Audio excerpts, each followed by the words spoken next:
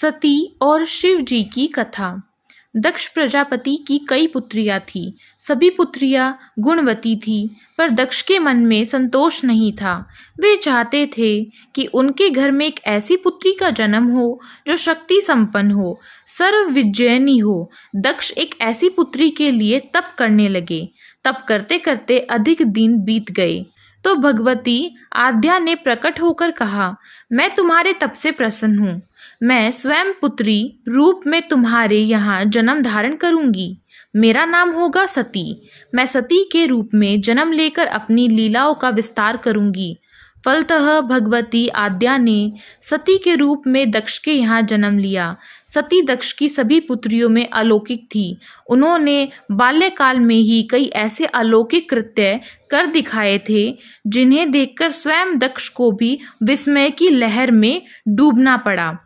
जब सती विवाह योग्य हुई तो दक्ष को उनके लिए वर की चिंता हुई। उन्होंने ब्रह्मा जी से परामर्श किया। ब्रह्मा जी ने कहा, सती अद्या का अवतार है। अद्या आदि शक्ति और शिव आदि पुरुष हैं। अतः सती के विवाह के लिए शिव ही योग्य और उचित वर हैं। दक्ष ने ब्रह्मा जी की बात मानकर सती का विवाह भगवान शिव के साथ कर दिया। सती कैलाश में जाकर भगवान शिव के साथ रहने लगी। यद्यपि भगवान शिव के दक्ष के जमाता थे, किंतु एक ऐसी घटना घटी जिसके कारण दक्ष के हृदय में भगवान शिव के प्रति बैर और विरोध पैदा हो गया। घटना इस प्रकार थी। एक बार ब्रह्मा ने धर्म के निपुरण के लिए एक सभा का आयोजन किया था। सभी बड़े बड़े देवता सभा में एकत्रित थे। भगवान शिव भी एक ओर बैठे थे। सभा मंडल में दक्ष का आगमन हुआ। दक्ष के आगमन पर सभी देवता उठकर खड़े हो गए, पर भगवान शिव खड़े नहीं हुए। उन्होंने दक्ष को प्रणाम भी नहीं किया। फलतः दक्ष ने अपमान का अनुभव किया। केवल यही नहीं, उनके हृदय में भगवान शिव के प्रति ईर्ष्या की आग जल उठी। वे उनसे बदला लेने के लिए समय और अवसर की प्रतीक्षा करने लगे। भगवान शिव को किसी के मान और किसी के अपमान से क्या मतलब? वे तो समदर्शी हैं। उन्हें तो चारों ओर अमृत दिखाई पड़ता है। जहाँ अमृत होता है वहाँ कुड़वाहट और कसैलापन का क्या काम? भगवान शिव कैलाश में दिन रात राम राम कहा करते थे। सती के मन में जिज्ञासा उत्पन्न हो रही थी। उन्होंने अवसर पाकर भगवान शिव से प्रश्न किया, आप राम राम क्यों कहते हैं? राम कौन है? भगवान शिव ने उत्तर दिया, राम आदि पुरुष हैं, स्वयं भू हैं, मेरे आराध्य हैं, सगुण भी हैं, निर्गुण भी हैं। किंतु सती के कंठ के नीचे बात उतरी नहीं।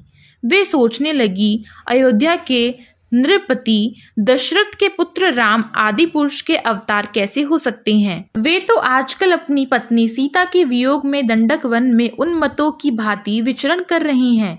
वृक्ष और लताओं से उनका पता पूछते फिरते हैं। यदि वे आदि पुरुष के अवतार होते तो क्या इस प्रकार आचरण करते? सती के मन में राम की परीक्षा लेने का विचार उत्पन्न हुआ। सीता का रूप धारण करके दंडक वन में जा पहुंची और राम के सामने प्रकट हुई। भगवान राम ने सती को सीता के रूप में देखकर कहा, माता, आप एकाकी यहाँ वन में कहाँ घूम रही हैं? बाबा विश्वनाथ कहाँ हैं? राम का प्रश्न सुनकर सती से कुछ उत्तर देते न बना। वे अदृश्य हो गई और मन ही मन पश्चाताप करने लगी कि उन्होंने व्यर्थ ही राम पर संदेह किया। राम सचमुच आदि पुरुष के अवतार हैं। सती जब लौटकर कैलाश गई तो भगवान शिव ने उन्हें आते देखा और कहा, सती, तुमने सीता के रूप में राम की परीक्षा लेकर अच्छा नहीं किया।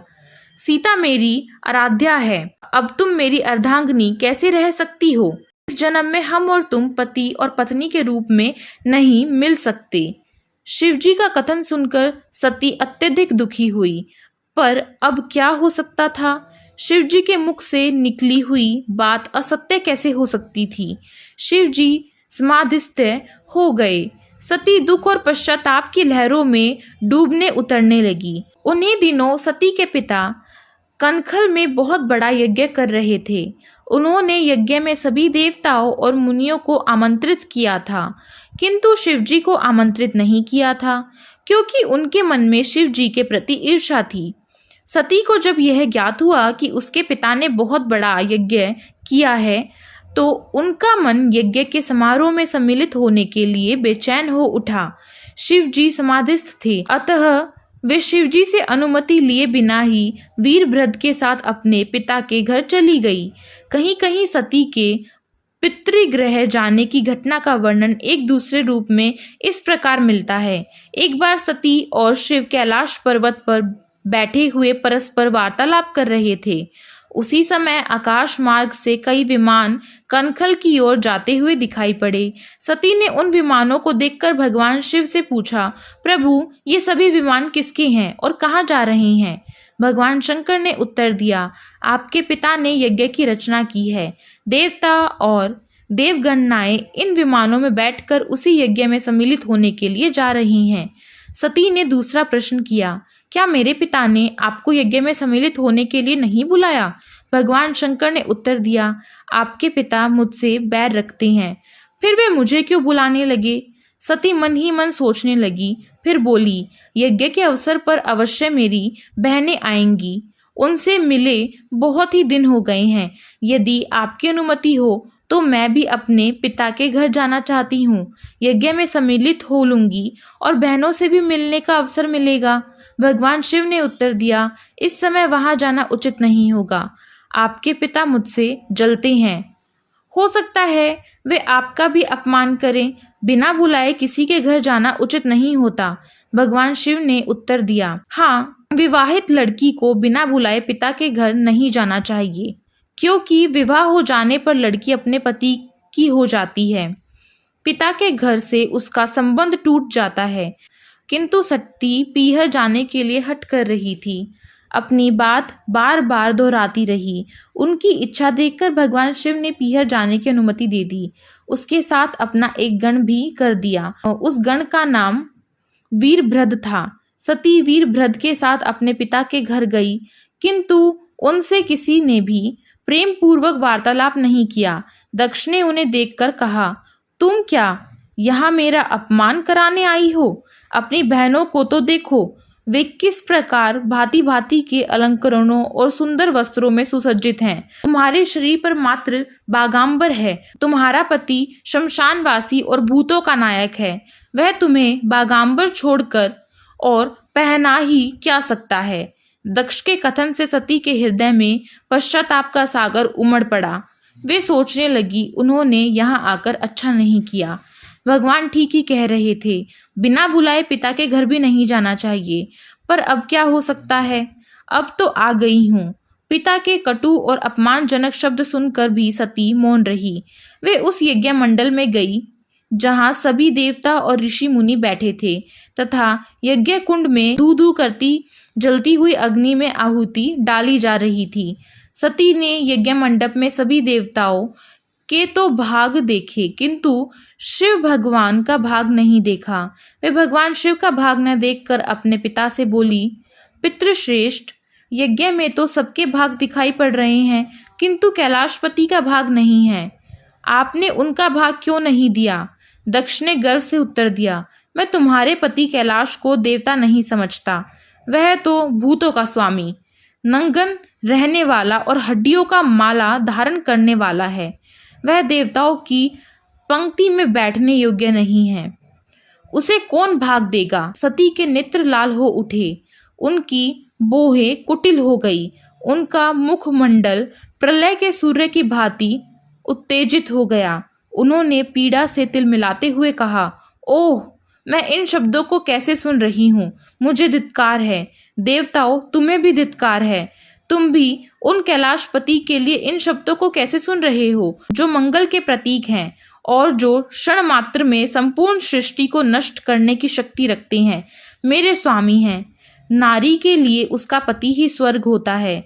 जो नारी अपने पति के लिए अपमानजनक शब्दों को सुनती है, उसे नरक में जाना पड़ता है। पृथ्वी सुनो, आकाश सुनो और देवताओं तुम भी सुनो। मेरे पिता ने मेरे स्वामी का अपमान किया है। मैं अब एक क्षण भी जीवित नहीं रहना चाहती। सती अपने कथन को समाप्त करती हुई यज्ञ के कुंड में कूद पड़ी।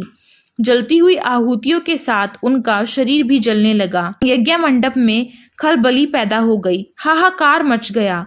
देवता उठकर खड़े हो गए। वीरभद्र क्रोध में कांप उठे। वे उछल उछलकर यज्ञ का विध्वंस करने लगे। यज्ञ मंडप में भगदड़ मच गई। देवता और ऋषि मुनि भाग खड़े हुए। वीरभद्र ने देखते ही देखते दक्ष का मस्तक काटकर फेंक दिया। समाचार भगवान शिव के कानों में पड़ा। वे प्रचंड आंधी की भांति कनखल जा पहुंचे। सती के जले हुए शरीर को देखकर भगवान शिव अपने आप को भूल गए।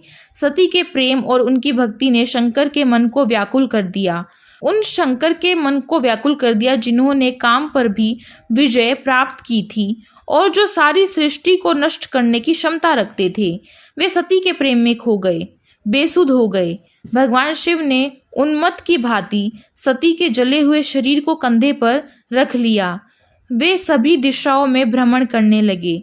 शिव और सती के इस अलौकिक प्रेम को देखकर पृथ्वी रुक गई, हवा रुक गई, जल का प्रवाह ठहर गया और रुक गए देवताओं की सांसें। सृष्टि व्याकुल हो उठी। सृष्टि के प्राणी पुकारने लगे, त्राहिम माँ, त्राहिम माँ।